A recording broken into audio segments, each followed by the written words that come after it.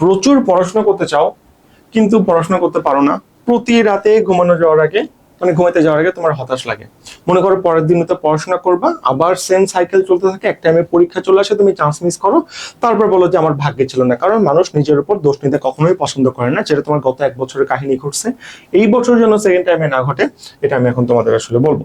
প্রথম অ্যাটেম্প্ট হইলো যে আমার অনেক পড়তে চাইতেছি বাট পারতেছি না, যখন আমার মনে পড়তেছে আমার অনেক পড়াশোনার ইচ্ছা থাকতেছে বাট আমি পারতেছি না, ঠিক ইন কেস তখনই সবকিছু রেখে বইটা খুলে আমার পড়তে বসতে হবে।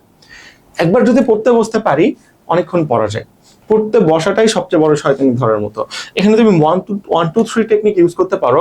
ধরো কোনো একটা কাজ করতে তোমার ইচ্ছা জাগতেছে না, ঘুম থেকে উঠতে ইচ্ছা জাগতেছে না, তখনই বলবা যে মনে মনে 1 2 3 বলার মাধ্যমে তুমি লাফ মারে উঠবা, হ্যাঁ একদম উঠে পড়বা, ওই কাজটা করা শুরু করবা, তারপর দেখবো ওই কাজে তোমার অটোমেটিক্যালি মন বসে যাবে। এই টেকনিকটা খুবই কাজের, বাট আমি মনে করি বাস্তব জীবনে সবসময় এই টেকনিকের উপর ফলো করা উচিত না।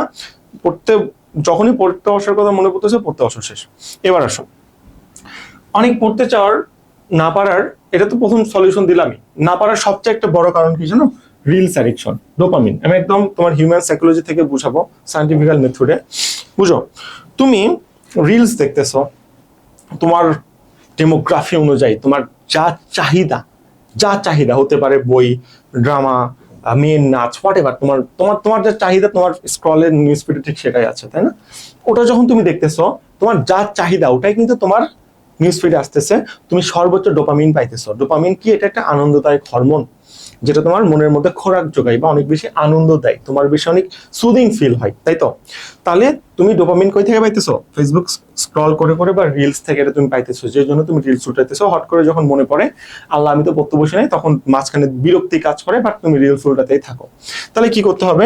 প্রথমত এই রিলস উল্টানো তোমার জীবনে বন্ধ করে দিতে হবে, ফেসবুক অ্যাডিকশন বা রিলস অ্যাডিকশন। রিলস যখনই তুমি উল্টানো বন্ধ করতে পারবা, তারপর তোমার এই কিছুদিন খুব খারাপ লাগবে, ডোপামিন যে বুঝতেছো না, মানে মরে যাবে এমন, কি হবে কি হবে এমন একটা অবস্থা হবে। তারপর 21 দিন কোন একটা জিনিস হ্যাবিটে পরিণত হয়ে যায়, 21 দিন, 20 থেকে 21 দিন বন্ধ রাখার পর দেখবে এটা তেমন কোনো কিছু রাখবে না।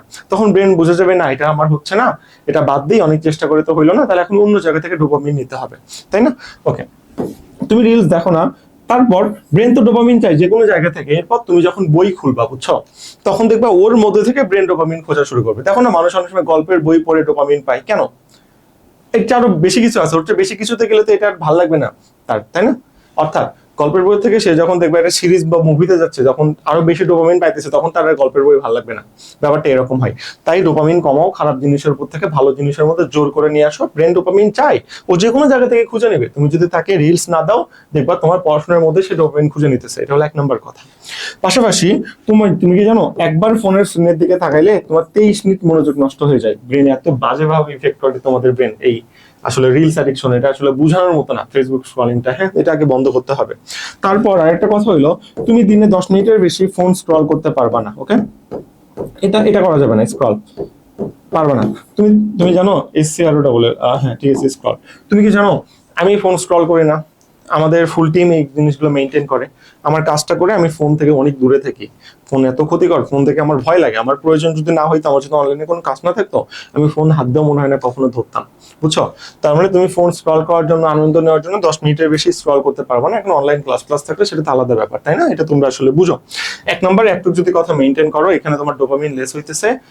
তুমি 1 2 3 বলে শুরু করলা পড়া, পড়াশোনার উপর একটা মনোযোগ থাকতেছে। আমরা ফার্স্ট স্টেজটা ক্লিয়ার করলাম, স্টেজ নাম্বার 2।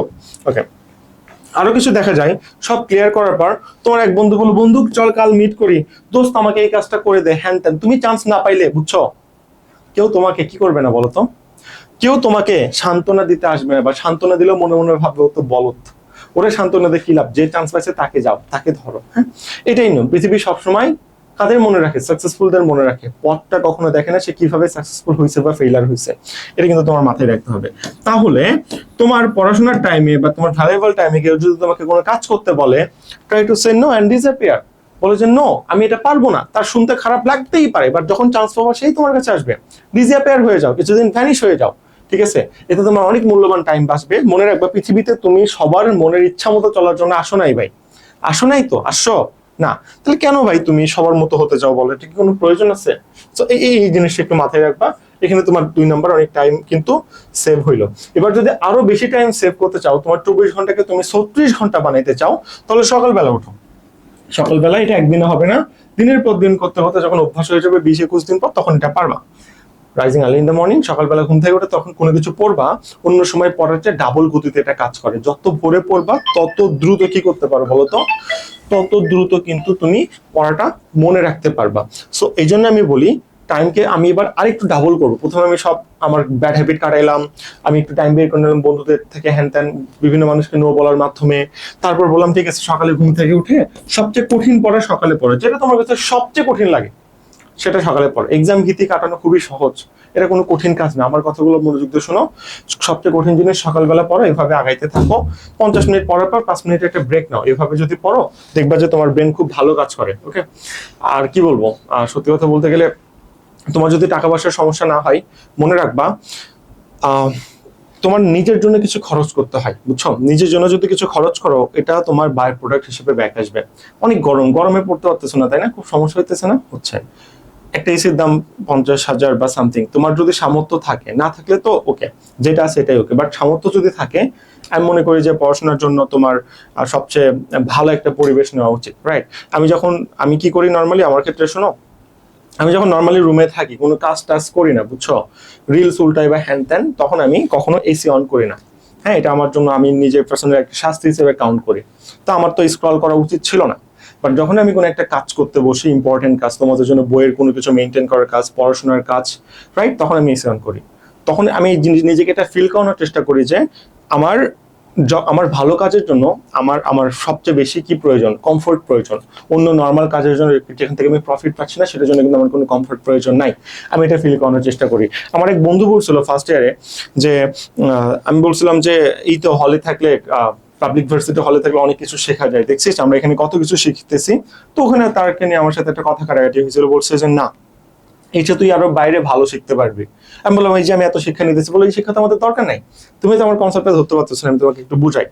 মানে তার কনসেপ্টটা হইলো, তুই হলে 10 টাকার খাবার খেয়ে, ডাল ভাত খেয়ে তুই না যা আউটপুট পাবি, তুই যদি বড় লোকের বেটা হোস, কোটিপতির বেটা হোস, বা তোর যদি এরকম টাকা পয়সা থাকে, তুই যদি বাইরে একটা ফ্ল্যাটে একটা রুম রেন্ট নিয়ে নিজে আরামে থাকোস, এসি টেসি লাগায়া, তখন তুই তার চেয়ে 10 গুণ বেশি আউটপুট পাবি যদি তুই টাইমটাকে বা সময়টাকে ভালো মতো রিউজ করতে পারোস। তাই আমি বলবো পড়াশোনার ক্ষেত্রে সবচেয়ে বেশি কমফোর্টটা নেওয়ার চেষ্টা করো। এটা খুবই কাজের। আমি অনেক দেখছি, অনেক মানুষ, বুঝছো, এরা এত টাকা চেনে, কোটিপতি, কিন্তু বা তোমার মনে করো যে অনেক কিছু মানে আছে, অনেক কিছু আছে, হ্যান ত্যান খরচ করে, বাট রুমে এসি লাগায় না। কেন? এটা অনেক টাকা বিল উঠবে, হ্যান ত্যান। ভাই, এটার পরিমাণে তুমি যে কি পরিমাণ আউটপুট পাইতেছো, এটা যদি বুঝো, যেই দিন থেকে বুঝবা ওই দিন থেকে আমার কথা একটা শোনো, একটা কথা বলছি, বুঝবা। ওকে, শীতে আমার রুমে হিটার চলে কেন? আমি যেই টাইমে 2 ঘন্টা কষ্ট করে, আমি তোমাকে এই কথাগুলো বলতেছি লেসন নেওয়ার জন্য, আমি যেই টাইমে 2 ঘন্টা আরো ঘুমাইতাম, ঠান্ডা লাগতো, আমার আমার 2 দিন নষ্ট হইতো, ওষুধ খাওয়া লাগতো, শরীরের ক্ষতি হইতো, সেটা যদি আমি হালকা হিটারের বাতাস পায়া এটা যদি কমপ্লিট করতে পারি, আমার কোনো সমস্যা আছে না। তো ম্যাটার, এই জিনিসগুলো বুঝবা, বড় হোক বুঝবা। ওকে, এই দুটা জিনিস। তাহলে তোমাকে আমি এতটুকু মতো সলিউশন দিলাম, টাইম কিভাবে তুমি এক্সপ্লেন করবা। এবার বলবো, যদি তুমি আমাদের 10টা গিফট ক্লাস চাও, অর্থাৎ 12 ঘন্টার ভিডিও উই লার্নের ইংলিশের 100% কমপ্লিট হয়ে যাবে তোমার ইংলিশ বেসিক, তাহলে এই চ্যানেলটা সাবস্ক্রাইব করে স্ক্রিনশটটা আমাকে এই নাম্বারে হোয়াটসঅ্যাপে সেন্ড করে দাও। অটোমেশন সেট করা আছে, হোয়াটসঅ্যাপ বা টেলিগ্রামে সেন্ড করলে ক্লাসটা পেয়ে যাবে। 12 ঘন্টার ক্লাসটা করার পর আমি তোমাকে বলতেছি, তোমার কোনো দুর্বলতাই থাকবে না। ইংলিশ 100% কমপ্লিট, যেটার জন্য ফার্স্ট টাইমে চান্স মিস করছো, বা যারা ফার্স্ট টাইমার চান্স যদি মিস না করতে চাও, তুমি এই কাজটা কিন্তু এখান থেকে করে নিতে পারো। আর যদি আমাদের সাথে যুক্ত হতে চাও, তাহলে আমাদের আছে foundation batch, second time foundation, যেখানে আমরা আগামী 1 বছর পড়াবো। বিস্তারিত ডেসক্রিপশন বক্সে দেওয়া আছে, দেখে নিও। ওকে, তাহলে 3 নম্বর পর্যন্ত চলে গেল। 4 নম্বর হলো অর্গানাইজড রুটিন প্লাস রিভিশন। খুব ইম্পর্টেন্ট, খুব ইম্পর্টেন্ট। অর্গানাইজড রুটিন মানে কি? তুমি কখন কি পড়বা, সকালবেলা কি করবো, বিকেলবেলা কি পড়বা, সেটা অর্গানাইজড রুটিন মানে হইলো আজকে সারাদিন বা কালকে, আজকে রাতে আমি চিন্তা করতেছি ঘুমানোর আগে যে কালকে আমি কি কি করবো। ওকে, জাস্ট একটু চিন্তা করতেছি, আর যে কালকে আমি সকালবেলা উঠবো, উঠে আমি এই পড়াশোনা করলাম, তারপর আমি খাইলাম, আর তারপর একটু বাইরে গেলাম, তারপর আবার খাইলাম, তারপর আমি পড়াশোনা করে রিভিশন দিয়ে ঘুমাই গেলাম। এটা হলো আমার কাজের প্যাটার্ন। রুটিন মানে লিখে শুনে এভাবে হিউম্যান লাইফ চলে না ভাই। তোমার রাতে আগামীকাল কি করবো সেটা আজকে রাতে একটু চিন্তা করে ঘুমাও, এটাকে আমি রুটিন আসলে বলি, বুঝছো? তোমার কখন খাইতে হবে, কখন গোসল করতে হবে, এই কাজগুলো সবগুলো করো, পারফেক্টলি করো, এটাই তোমার রুটিন। বাট এই টাইম থেকে এই টাইম পর্যন্ত পড়তেই হবে না, একদিন আমার ভালো লাগতে না পারে, সমস্যা নাই তো, এটা কোনো ইস্যুস না, মনে রাখবা। ওকে, তো এই যে কাজগুলো তুমি করতেছো, নতুন পড়াশোনার মাথাতে ইনজেক্ট করতেছো, একটা গবেষণায় দেখা গেছে কোনো পড়াশোনা তুমি যদি 1/7 রিভিশন দাও তাহলে এটা নর্মালি ভুলার চান্স খুব কম। আজ ধরো 1 তারিখ, আজকে যা পড়বো পরের দিন সকালে সেটা রিভিশন দিয়ে পড়া শুরু করবা। 1 থেকে 7 তারিখ যা পড়বে সেটা 8 তারিখে পড়বা। এভাবে 1 দিন এবং 7 দিনের গ্যাপ গ্যাপ অনুসারে তো চলতে থাকবে। এক তারিখ 7 তারিখে, 14 তারিখে, 21 তারিখে, 28 তারিখে এভাবে চলবে। এবং 1 থেকে 30 তারিখ পর্যন্ত যা পড়বে সেটা 30 তারিখে রিভিশন দাও। রিভিশনের জন্য তুমি যদি মাসে 5 দিন রাখো, ট্রাস্ট মি, ওই পড়া তুমি জীবনেও বলবে না। এবং রিভিশন দিতে আমাদের সবচেয়ে বড় শয়তান ভর করে, ওই টাইমে আমরা রিভিশন দিতে চাই না, মাথায় রাখবা। হ্যাঁ, অর্গানাইজ রুটিন রাখো এবং সেটা কিন্তু রিভিশন দাও। ওকে, রিভিশন দেওয়ার পর সব করলা, এখন তোমার হয়তো ওভার কনফিডেন্স হয়ে যেতে পারে, অনেক বেশি কনফিডেন্স চলে আসছে, আল্লাহ আমি তো সব ছিঁড়ে ফেলছি। তখন কি করো, রেগুলার এক্সাম দাও। এক্সাম দিয়ে যখন দেখবে 100-র মধ্যে পাইতেছো 60, তখন কনফিডেন্স আকাশ থেকে একটা গ্রাউন্ডের লেভেলে চলে আসবে এবং তুমি তখন আবার পড়াশোনা করে কনফিডেন্সটা ওভার কনফিডেন্স হবে না, নর্মাল কনফিডেন্স থাকবে। ঠিক আছে, এটা আমি তোমাকে বললাম। তাহলে রেগুলার এক্সাম দাও এবং কি করো, এবং রেগুলার পড়া রেগুলারই তুমি কমপ্লিট করো। কমপ্লিট করার পাশাপাশি কম্পিট করো, কম্পিটিশন করো। তুমি চেষ্টা করো তুমি যেখানে এক্সাম দিচ্ছ সেখানে যেন তুমি ফার্স্ট হও। যখন তুমি ফার্স্ট হয়ে যাবো তখন তুমি যদি ওভার কনফিডেন্স নেও থাকো, আমি তোমাকে কিছু বলবো না। তাহলে ফার্স্ট না হওয়া পর্যন্ত কি করো, তুমি চেষ্টা করতেই থাকো। তাহলে এইভাবে তোমার ওভার কনফিডেন্স তুমি কিন্তু কমাইলা। এবার সবচেয়ে ইম্পর্টেন্ট কাজ যেটা, ইসলাম ধর্মের হইলে নামাজ পড়ো 5 ওয়াক্ত। নামাজে 5 ওয়াক্ত নামাজের মাধ্যমে ব্যায়ামও হয় ভাই, এক্সারসাইজও হয়, তোমার শরীর সুস্থ থাকে, মন ভালো থাকে, আল্লাহর প্রতি সন্তুষ্টি, আল্লাহর রহমত তোমার উপর থাকে, সবকিছু হয়, তাই না? তো নামাজটাও 5 ওয়াক্ত পড়ো। দেখতেছো আমি তোমার লাইফটা একদম কি সুন্দর করে গুছাই দিলাম। আর সবকিছু বলার পর টপার সিক্রেট হলো যে স্প্রিন্ট এন্ড রেগুলারিটি। ওকে, টপার্সরা বা যারা ভালো স্টুডেন্ট, তারা যখন একটা স্টুডেন্ট মনে করে যে তোমার হাতে ধরো 5 থেকে 7 মাস টাইম আছে, টপারদের টার্গেট থাকে হলো প্রথম 2 মাসে আমি ফুল সিলেবাস কমপ্লিট করব, তারপর সবার মতো আমি রেগুলারিটি মেনটেন করব, দিনে 3 থেকে 4 ঘন্টা পড়বো। এটা হলো টপারের একটা বেসিক থিওরি, বুঝছো? আর যারা গফেট স্টুডেন্ট, বোকা স্টুডেন্ট, গাধা স্টুডেন্ট, তাদের টার্গেট থাকে হলো 5 থেকে 7 মাস টাইম আছে, প্রথম 3-4 মাস একটু চিল করি, টাইম তো আছে, লাস্টে যেয়ে পড়বো। আর টপাররা বলে আমি আগে পড়ে কমপ্লিট করে রেখে পরে তোমার মতো নর্মাল থাকবো, লাস্টে আমি চিল করবো, ফার্স্টে না। সো এই থিওরি যদি একবার বুঝতে পারো, টপার সিক্রেটটা, তোমার লাইফ তুমি নিজেই গুছাই নিতে পারবে। আমি তোমাকে একটা মেন্টর হিসেবে পুরো অ্যাডমিশন জার্নিতে হেল্প করতে পারি, তাই না? আর আমার পারফেক্ট হেল্প আমাদের সান্নিধ্যে যদি চাও তাহলে এই ফাউন্ডেশন কোর্সটা দেখো। প্রথম 100 জনের জন্য 3টা বই বাসায় কুরিয়ার করে পাঠানো হবে। আরো অনেক সুযোগ সুবিধা এখানে আছে বাংলাদেশের সব ভার্সিটির জন্য, যেখানে যেখানে সেকেন্ড টাইম আছে। মানবিক বিভাগ পরিবর্তনের জন্য বিস্তারিত ডেসক্রিপশন বক্সে দেওয়া আছে। ভর্তি হওয়ার জন্য তুমি এই নাম্বারে মেসেজ দিয়ে কিন্তু আমাদের সাথে যোগাযোগ করতে পারো। তো দ্যাটস দ্য কনসিকুয়েন্সেস। আর আমি তোমাকে বলবো যে পড়ো, অনেক পড়ো, পড়তে পড়তে দেখবা ওভার কনফিডেন্সও চলে যাবে এবং একটা ভালো মানুষ হইতে পারবে। আমি তোমাকে যে থিওরিটা আসলে তোমাকে প্রতিটা ম্যাচ করে দিলাম, তাই না? মিসম্যাচ থেকে তোমার লাইফটা একটু ম্যাচ করে দিলাম, তুমি এভাবে একটু চলো। আর যদি তুমি চাও যে তুমি আর কখনো কোনো ভিডিও দেখবে না বেস্ট, তাহলে এটা আসলে খাতায় নোট করো আমি কি বলছি, তোমার নিজের মতো করে নোট করো। ভিডিওটা দেখতে দেখতে ভিডিওটা আরেকবার দেখো, দেখে নোট করো। নোট করে তুমি, আমি কি করি, আমার জীবনে ইম্পর্টেন্ট কাজগুলো, বুঝছো, আমি ঘুম থেকে উঠে ওই নোটটা দেখি, নোটপ্যাডে কি কি লেখা আছে আমি দেখি, যে আজকে উঠে আমার কি কি রিমাইন্ডার আছে, বা সারা জীবনে আমার একটা মানুষ হিসেবে রিমাইন্ডার কি কি। জীবনে তো অনেক ভিডিও দেখি, সব তো ভুলে যাই, তাই না?